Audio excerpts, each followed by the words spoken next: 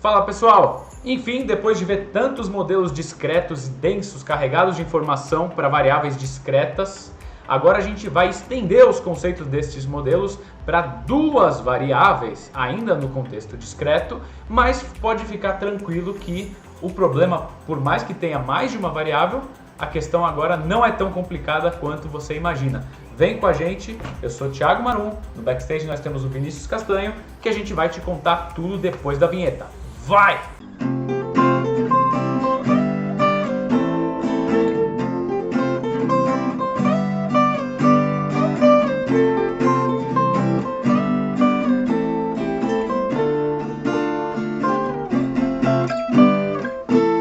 Sejam muito bem-vindos. Vocês estão no canal Educacional THM, direto do estúdio da banda.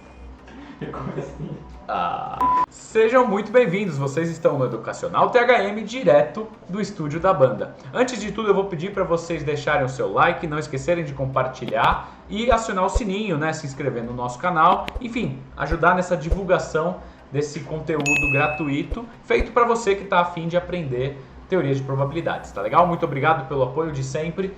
Vamos lá.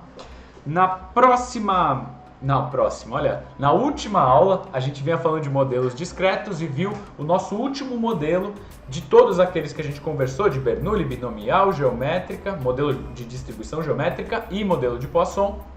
E agora a gente vai estender essa conversa para variáveis bidimensionais. O nome ainda vai estar no contexto discreto, mas agora em vez de ter um xão só, a gente vai ter um xão e, por exemplo, um yzão. A gente vai chamar de x e y, duas variáveis diferentes, tá? Então, sem muitas delongas, vamos lá pular para a nossa apostila didática, onde eu vou mostrar os principais conceitos para vocês. E no final desse vídeo a gente resolve um exercício envolvendo toda essa matéria e fechando um pouco com as apresentações que a gente vai dar agora. Então, se antes a gente tinha, né, algo como P de xão igual a xzinho, agora a gente vai ter um P de x e y, que a gente pode denotar dessa fórmula aqui, que eu estou mostrando para vocês no mouse, logo ali em cima. Mas a gente vai até abreviar isso. Em vez de colocar xão igual a xzinho e yzão igual a yzinho, a gente vai colocar P de xão, yzão. Já está denotando cada um assumindo um valorzinho, tá? A gente continua, então agora tudo que você sabe vai ser estendido para o universo bidimensional. Então a gente continua com a propriedade de que se eu pegar todos os eventos possíveis, isso daí, e somar, né, a probabilidade de cada evento, de todos os possíveis, isso daí tem que dar 1. Aquela história de varrer, Vinícius adora, como é que é? Varrer o espaço amostral, né? Se eu varrer o espaço amostral, eu tenho que ter 100% de probabilidade. Aqui continua assim e tem um somatório até que feio, somatório de xzinho, yzinho, com essa probabilidade. Vocês vão ver que quando a gente for resolver o exercício, isso aqui fica muito tranquilo, não é complicado de entender. Pode confiar, só que assiste aqui porque no final do vídeo a gente resolve, mas eu preciso te explicar antes, tá? Então não pula essa parte, não fica com medo. Tá bom. A gente vai apresentar um primeiro conceito aqui, que chama marginalidade, né? Então, existe uma tal de distribuição marginal que se cria agora quando você trabalha com duas variáveis. E o conceito de marginalidade, né? Eu vou pegar igual está escrito na apostila. Ele vai ser associado, né, com a busca de uma probabilidade de um determinado valor de uma variável independente do valor que a outra assume. Isso é, quando você marginaliza algo, que a gente vai estar querendo assumir aqui, a ideia é que quando eu marginalizo, eu deixo essa coisa à margem. Então, ela fica dissociada do resto. Então, uma distribuição marginal de x, ela deixa x totalmente à parte. Isso é, independe do valor de y. Se eu tenho duas variáveis, x e y, elas ocorrem ali, x com um determinado y, o mesmo x com outro y, aí muda o x, muda o y, você tem vários parezinhos de x e y, e eu falo distribuição marginal, você fala, ó, bom, é só uma letra ou só outra letra. Eu sei que ainda pode estar muito ali abstrato, mas realmente isso daqui vai ficar bem tranquilo com o nosso exercício, que eu já vou explicar daqui a pouco. Então, vamos só entender que marginal é uma letra. E aí, olha, a gente até escreve aqui que gostaríamos de saber, por exemplo, a probabilidade para o x assumir um determinado valor xzinho para qualquer y. Isso é, independente do valor de y, porque justamente você marginalizou o x. O x agora não depende do valor que o y assumir, é o x valendo aquele x. E aí, isso se traduz nessa formulação aqui, que eu vou mostrar para vocês também, sem muita delonga, daqui a pouco como é que funciona. Só que essa ideia, né, de função de distribuição marginal, ela pressupõe uma distribuição de probabilidades, uma tabela que associa a cada ponto do espaço amostral o seu valor, a sua probabilidade de ocorrência, certo? Então, a cada valor que a variável assume, x igual a um valorzinho, ele vai ter lá a probabilidade de ocorrência. Então, a gente tem a distribuição de probabilidade marginal. Aqui que está a parte nova que surgiu aqui no nosso problema. Muito bem. Verificando agora, então, outro conceito também importante, que é o caso de independência. A gente discutiu bastante independência lá no contexto da primeira prova, falando, né, aquela ideia de que se os dois eventos são independentes, você pode ter a chance de ocorrer um evento e outro, vai ser dado pela multiplicação de cada um, certo? A gente até falou lá no exemplo, eu lembro bem, que era o meu querido time São Paulo, e a probabilidade, o São Paulo ganhou hoje, qual que é a chance de chover amanhã? E a gente ficou brincando que, bom, não tinha muita relação o clima com o resultado esportivo do meu time, e portanto a chance do São Paulo ganhar hoje e chover amanhã vai ser a chance do São Paulo ganhar vezes a chance de chover amanhã. São coisas, cada um no seu, e a gente, o E vai fazer uma multiplicação ali, que é justamente o que você já fazia no ensino médio. Acho que você já está cansado de saber isso pelos exercícios que a gente tem feito. Se não está, volta nos vídeos anteriores, dá uma olhada nos exercícios aplicados para sanar essa dúvida. Independência de eventos é quase um dos temas mais importantes que a gente tem em teoria de probabilidade, tá bom? Então, vendo independência agora nesses termos, pro caso bidimensional, o que a gente vai ter é o seguinte: você vai ter lá uma distribuição, uma grande tabela que vai ter cada valor de x nas linhas e o valor de y nas colunas, e vai ser a nossa chamada distribuição de probabilidade conjunta. Ok, nessa grande tabela que associa os valores às suas probabilidades, se você pegar um valorzinho lá, um mapa naval, eu vou mostrar no próximo exemplo agora, se você pegar uma célulazinha do seu mapa 2D ali, que é a probabilidade do x assumir um determinado valor e y um outro valor, se para toda célula a distribuição marginal de x aplicada naquele x e a de y aplicada naquele y bater com as probabilidades, os eventos são independentes. Isso quer dizer, se eu olhar marginalmente cada um dos dois e selecionar, olha, x valendo um valorzinho, y valendo outro, multiplico, dá o que dá na tabela, se para todas as células eu fizer isso e der o que dá na tabela, x e y são independentes. Vai ficar bem claro, eu vou pular para a nossa lousa para não ter muita delonga, para você não ficar também muito chateado, porque a questão parece abstrata, mas com o exercício ela fica mais clara. Então, se você está com medo e entender depois que eu explicar esse exemplo, volta no começo do vídeo e dá uma olhadinha. A gente falou aí por 5 minutinhos sobre esses temas, e aí depois do exercício, se você voltar, você vai cada vez mais ficando com isso consolidado, tá bom? Eu sugiro que você, inclusive, faça os exercícios que a gente tem na nossa lista, lá no material que está disponível no site thmestatistica.com, para deixar isso daqui cada vez mais internalizado, e não perca o próximo vídeo dessa nossa sequência aqui do curso, em que o Vinícius vai tratar 2 exercícios só envolvendo esses temas, tá bom? Então vamos dar uma olhada. A gente tem a nossa distribuição de probabilidade conjunta, ou função massa de probabilidade conjunta. E a gente está vendo que, olha, eu tenho x que varia de 0, 1 ou 2, ele pode assumir esses valores. Vou colocar o y de outra cor aqui, sei lá, um azul. O y pode assumir 0, 1 ou 2 também. Não precisava assumir os mesmos valores, mas nesse caso o exemplo é simples e colocou igual, tudo bem. E aí, dentro de cada célula, então, para x igual a 0 e y igual a 0, a chance de ocorrer esse evento é 0,10.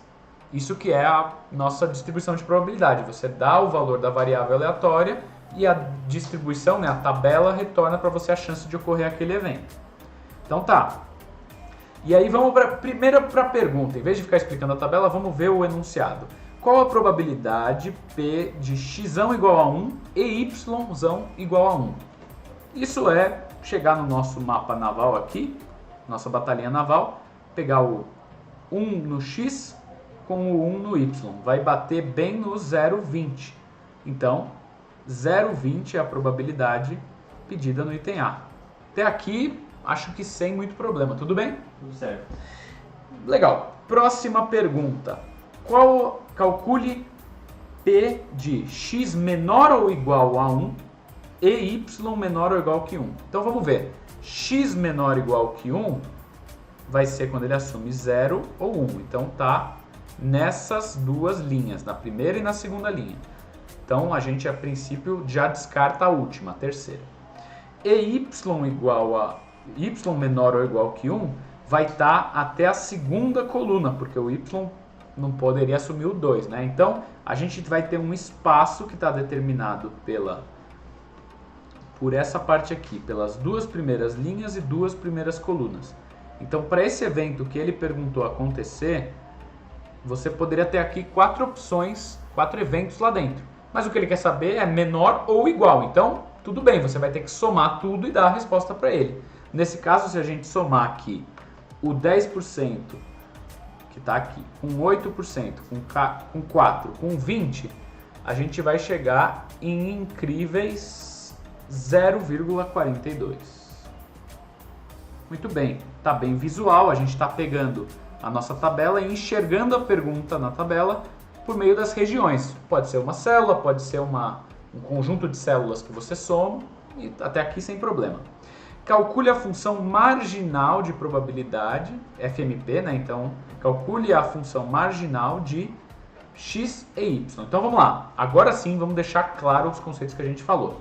Função marginal, eu tenho que marginalizar a variável que eu estou estudando. Então, independente do valor de y, eu vou colocar então na última coluna aqui, ó, P de x ser igual a x, algo que a gente já vinha tratando quando tinha uma variável só que agora para ser uma probabilidade marginal eu vou colocar um subíndice x também aqui. Probabilidade de x, a probabilidade marginal do x assumir um valor.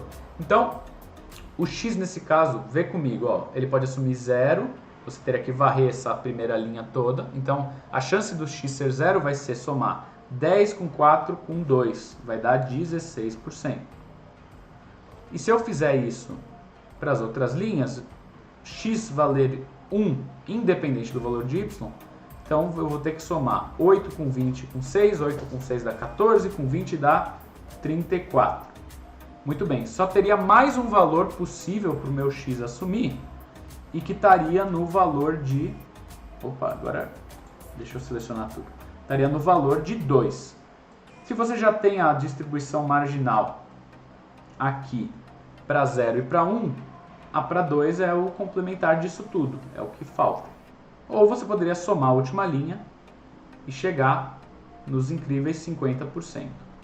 Essa é a distribuição de probabilidade marginal de x. Ou seja, independente do valor de y, eu tenho essas probabilidades para o x assumir o valor de 0, de 1 e de 2. Tá bom? É voltar ao caso, né? Você tem uma variável com duas dimensões, você está marginalizando, você está voltando para uma dimensão só. Se eu fizer um procedimento análogo para y, você vai ver que agora, em vez de varrer as linhas, eu vou ter que varrer as colunas. Então, para y valer 0, eu vou até colocar aqui, ó, probabilidade marginal em y. De y assumir um yzinho vai ser, ele assumiu o valor de 0, eu vou ter que somar o 10 com 8 com o 6, essa coluna aqui, isso vai dar incríveis 0,24. Depois, se eu somar, né, o y valendo 1, que vai ter 4% mais 20 mais 14, a gente vai ter 38, é isso, 38, estou bem de conta, 38%. Se os dois primeiros, um é 38 e o outro é 24, quando eu somar isso para dar 100%, eu precisaria de novo de 38. Ou você pode somar a última coluna, mas tudo bem. Então, nesse caso, a função marginal de y está em PY, está na linha ali, na terceira linha, e a função marginal de x está na terceira coluna com px. Já respondemos também. Tranquilo, distribuição marginal é um pedaço, né, da sua variável, só que independente da outra. Então, varre tudo da outra, você tem a sua marginal. Vamos ver então agora, ó, O item D, calcule a probabilidade de x ser menor ou igual que 1. Você pode olhar, já tendo montado a sua distribuição marginal, você vai pegar, olha, x valendo 0, tá aqui nessa parte, x valendo 1, então menor ou igual que 1 vai dar a soma desses dois, 50%. Ou, se você por acaso ainda não fez a distribuição marginal, seja porque é uma tabela muito grande ou porque você só não fez porque ninguém te pediu, você poderia olhar, você poderia olhar no gráfico aonde x é menor ou igual que 1, vai ser as duas primeiras linhas. Como ele não falou nada a respeito de y, você teria que somar todo o conteúdo das células nas três colunas de y, e que daria exatamente o mesmo valor de 0,50. Então, essa parte aqui está resolvida, 0,5. E aí ele pergunta se x e y são variáveis independentes. E aí agora eu acho que para vocês vai ficar mais claro aquele conceito que eu falei logo no começo. Vamos piscar para a nossa apostila de novo, só para dar uma olhada no que eu tinha comentado lá.